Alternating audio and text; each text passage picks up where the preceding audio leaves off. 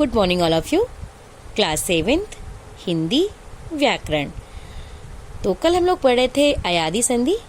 तो चलिए आज हम पढ़ेंगे इसके आगे व्यंजन संधि।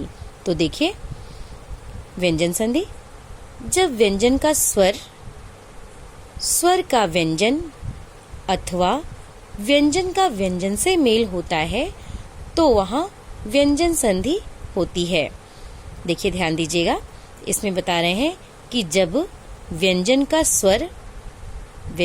स्वर मतलब व्यंजन वर्ण हो एक तरफ और एक तरफ स्वर वर्ण हो, और फिर आगे बता रहे हैं कि स्वर का व्यंजन, और जब पहले शब्द का अंतिम वर्ण स्वर हो और दूसरे शब्द का प्रथम वर्ण क्या हो, व्यंजन हो, अथवा मतलब या व्यंजन का व्यंजन से मेल होता है।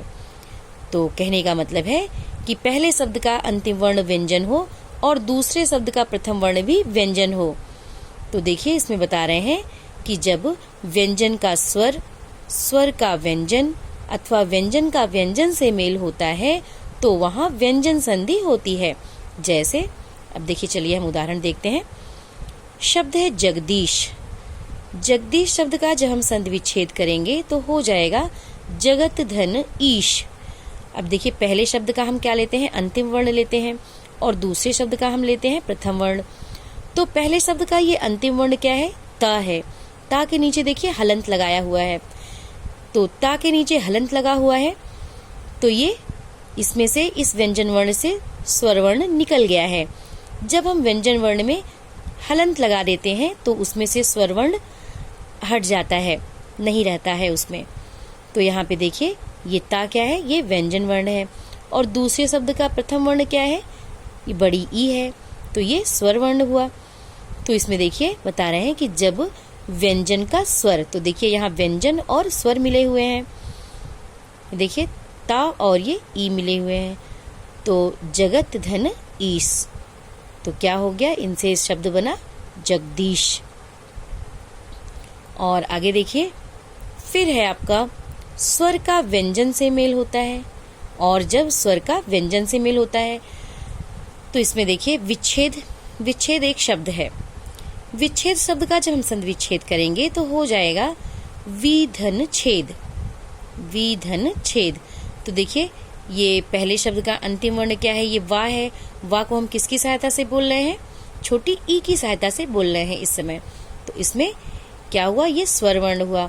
तो हम इसमें से कौन सा स्वर वर्ण लेंगे, ई स्वर वर्ण लेंगे, ई, छोटी ई। और ये छेद शब्द है, दूसरे शब्द का हम प्रथम वर्ण लेते हैं, क्या होगा, छ। तो इसमें स्वर और व्यंजन का मेल हो रहा है, इसमें स्वर वर्ण और व्यंजन वर्ण का मेल हो रहा है। तो ये हुआ। तो इन दोनों से मिलके शब्द क्या बना, विच्छेद। और भी हम उदाहरण देख सकते हैं। उन्नति शब्द है, तो उन्नति शब्द का जब हम संधि विच्छेद करेंगे तो हो जाएगा उत्धन नति। तो इसमें देखिए, इसमें पहले शब्द का अंतिम वर्ण क्या है, ता है। ता के नीचे हम हलंत लगाए हुए हैं, ता के नीचे हलंत लगा हुआ है। तो ता के नीचे जब हलंत लगा हुआ है तो इसका मतलब इसमें स्वर वर्ण नहीं है, तो ये व्यंजन वर्ण हुआ। तो ये व्यंजन, और ये दूसरे शब्द का प्रथम वर्ण क्या है, नति है, ना, ये भी व्यंजन वर्ण हुआ। तो दोनों ये व्यंजन वर्ण हुए।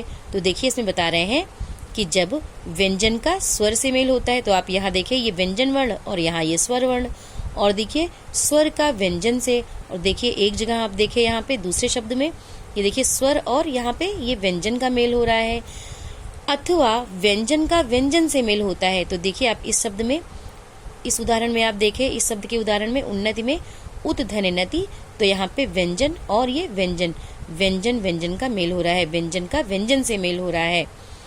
तो ये है व्यंजन संधि। तो आप इसमें देखें कि जब व्यंजन का स्वर का व्यंजन अथवा व्यंजन का व्यंजन से मेल होता है तो वहाँ व्यंजन संधि होती है। तो आज बस इतना ही, आगे कल। आज आपका होमवर्क है, क्वेश्चन नोट करिए। व्यंजन संधि किसे कहते हैं, उदाहरण सहित स्पष्ट कीजिए। Thank you.